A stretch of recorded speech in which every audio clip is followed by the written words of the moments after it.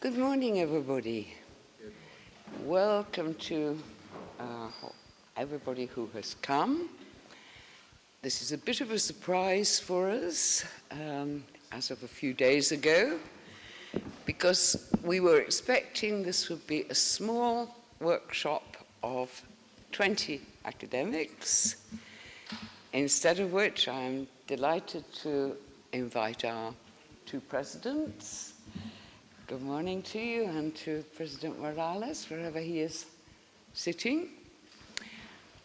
And effectively, what we planned the session for was to discuss social change over the last quarter of a century. And this is indeed what we will be sticking to. But I hope we will spend more time looking at current events, the current situation in the world, rather than doing a historical trajectory, important as that is.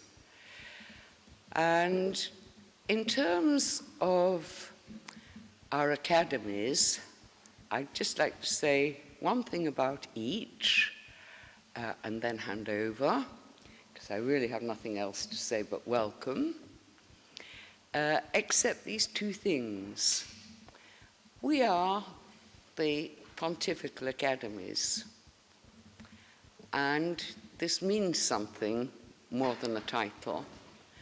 It means we are there as the servants of Pope Francis, and much of this event has actually been at the initiation of the Holy Father, because he himself, very soon after his election, gave a major task each to the two academies.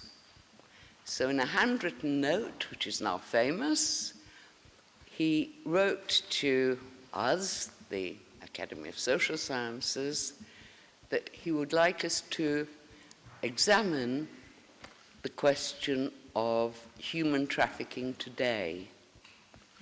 And I will save you a long story about the many meetings we have held on this, and just signal to you that we did, thanks to many of our friends, some of whom are here, we did succeed on August the 31st with the United Nations when the UN redesignated its Sustainable Development Goals.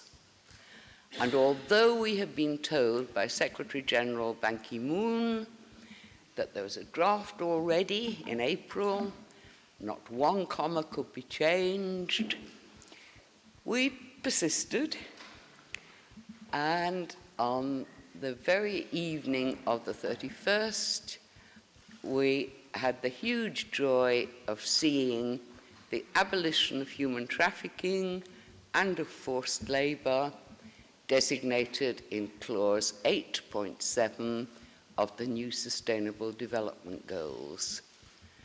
So, as the social science think tank of Pope Francis, I think we did accomplish stage one of the mission he had given us.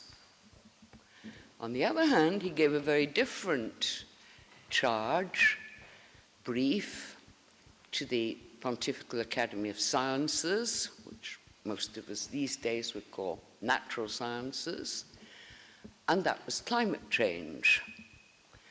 And that had to wait for the Paris meeting of November, December 2015, where it was quite amazing how much progress had been made through the Vatican delegation, which, as you know, only has observer status at the UN, but was consulted by over 100 of the national delegations. And you have no idea what a joy it was to see the Eiffel Tower and on it superimposed various slogans, décarboniser, do not exceed 1.5 degrees centigrade of carbon emissions, and so it was another mission accomplished. On paper, there is still so much to do in reality. Pieces of paper are essential, necessary, but they do not change the lives of anybody. And that's why we continue with various aspects of both issues that will do so.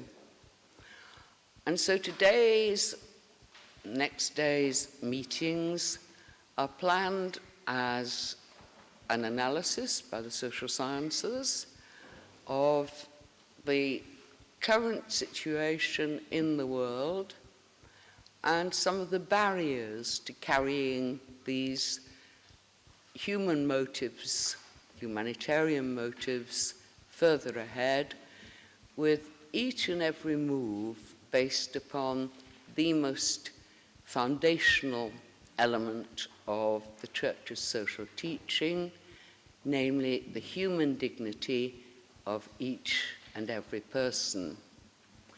So, with the last word of welcome, I will hand over to my co-organizer, Professor Daniel Finn, from the Institute for Advanced Catholic Studies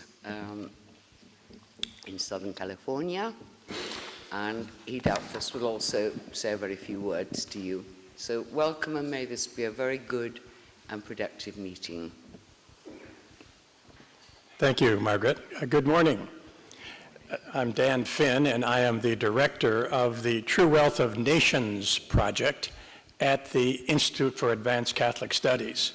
We're delighted to co-sponsor this gathering with the Pontifical Academy, because what we need to do in the world and must be done, of course, by people acting in the world, ourselves included, but needs to be clearly directed by proper thinking about this. And our project has been dedicated to establishing subtler and more helpful conversations between Catholic social thought and the social sciences. And so it made quite good sense for us on the anniversary of this wonderful document to hold this sort of a gathering, and as Margaret said, not simply to celebrate its existence, but to ask in the spirit of John Paul, where do we go from here? And that's why so many of the talks will be what's happened in the last 25 years, and then ultimately, what should the church, what should we as the church be doing and engaging the world? So I'm delighted to be here, and I'm happy that you are all with us. I will now turn the microphone over to Father James Heft, who is the president of the Institute, to say a few words about it, and then to carry on the role of chair for the day, and he will explain how it will work if you actually want to ask a question or make an intervention.